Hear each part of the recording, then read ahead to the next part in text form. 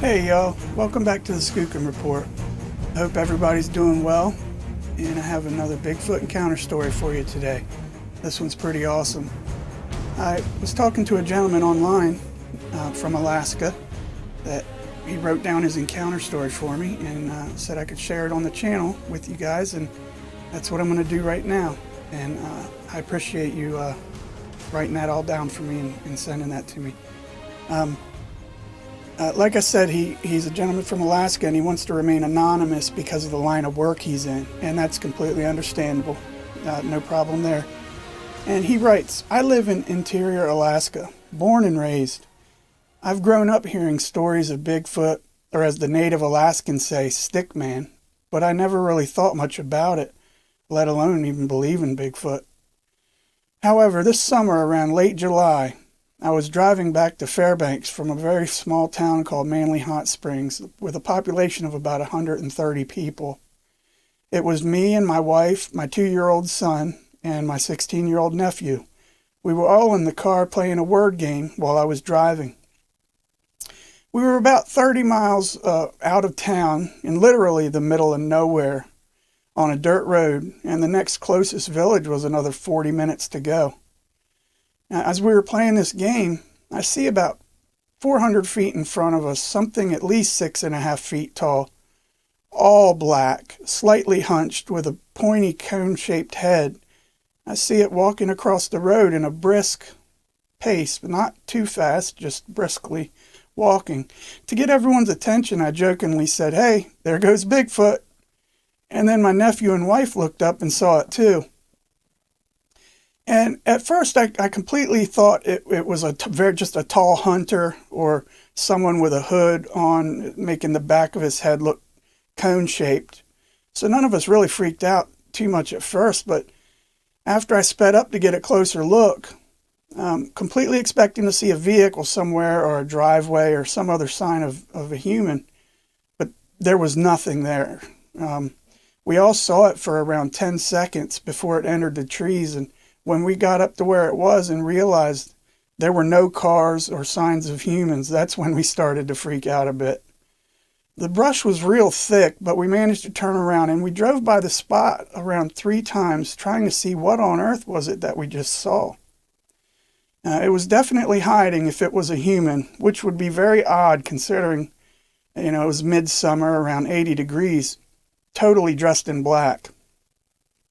We all started discussing what the heck we had just seen, and whatever it was had no coloring. It was all black, including its hands and its feet.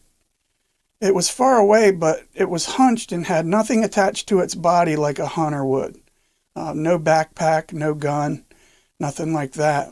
And it definitely didn't want to be seen because it didn't even turn its head to acknowledge us or look at us when we were slowly looking for it with the window down and we were saying hello where it had entered into the wood line. There was no reply or no sound. We didn't hear anything. And we were tempted to get out of the car and look around, but with my wife and my baby son and my nephew in the car, decided against it. It probably just wouldn't have been a good idea. It also had very, very abnormally long arms that kind of swayed as it walked. So I don't know what we saw, but we all saw it.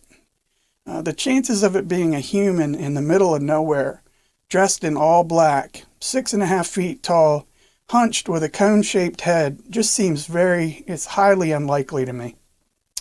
Now, Alaska is a huge place. There's lots of places to hide. And I do believe what we saw that day was a Bigfoot. And the more I've looked into it now, the more I feel like it's got to be an endangered species. But there has to be enough of these creatures for them to have been seen all over.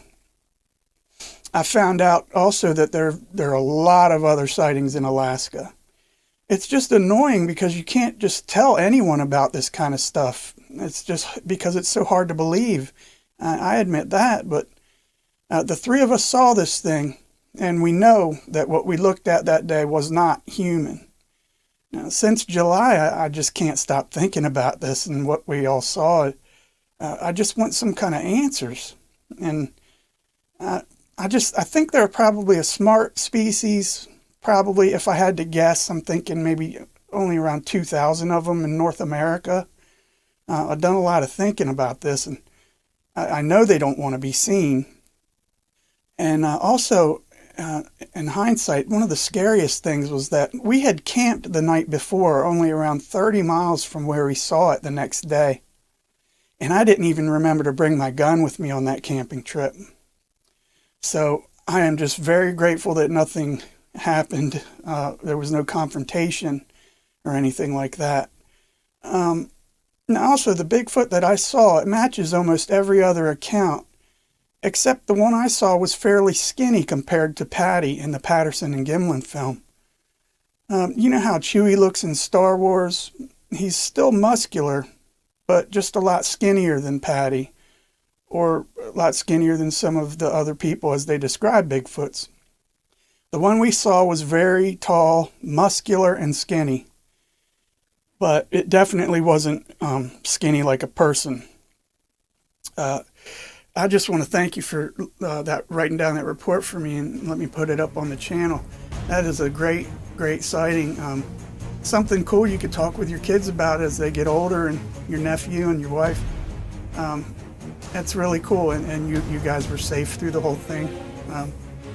I just want to thank you for that. And if anybody else has a sighting or an encounter that they want to share and have it put up on the channel here for everyone to enjoy, just shoot me an email at skookumreport@gmail.com.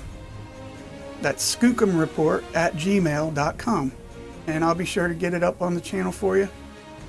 And if you like the stories, go ahead and subscribe and tap that bell. Click on the bell for notifications for when new videos are going to be out. And leave a comment and let me know what y'all think. Let me know your thoughts. Is anything you want to see or hear on the channel? I'd be more than happy to do whatever I can to make the channel better. So thank you guys so much for coming back to the Skookum Report, and I'll see you again very soon with another encounter story. Take care, you guys. Bye-bye.